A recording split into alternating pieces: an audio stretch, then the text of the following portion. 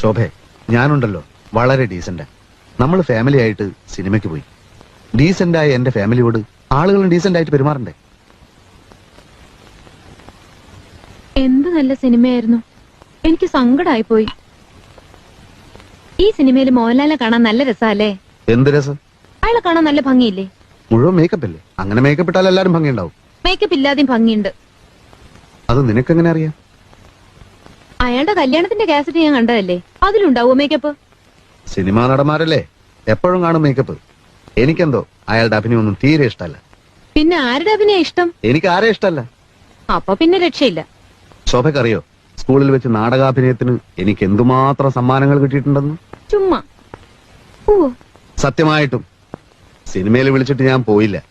അഭിനയിച്ച് കുടുംബം പുലർത്തേണ്ട ഗതികേടൊന്നും തൽക്കാലം എനിക്കില്ല. നമുക്ക് കിളക്കാൻ പോകാം, അന്തസ്സുണ്ട്. ഫാക്ടറി പണിയെടുക്കാം, അന്തസ്സുണ്ട്. പ്രിന്റിംഗ് പ്രസ് നടത്താം, വളരെ വളരെ അന്തസ്സുണ്ട്. അല്ലാതെ ഈ മുഖം വെച്ച് ഗോഷ്ടി കാണിക്കുന്നതൊക്കെ വെറും ചീപ്പാ. എന്തൊക്കെയായി പറയുന്നേ? അഭിനയം ഒരു കലയല്ലേ? അഭിനയം ഒരു കൊലയാണ്. എനിക്ക് അഭിനയം ഇഷ്ടമാണ്, അഭിനയിക്കുന്നവരെ ഇഷ്ടമാണ്. മോഹൻലാലിനെ വളരെ ഇഷ്ടമാണ്.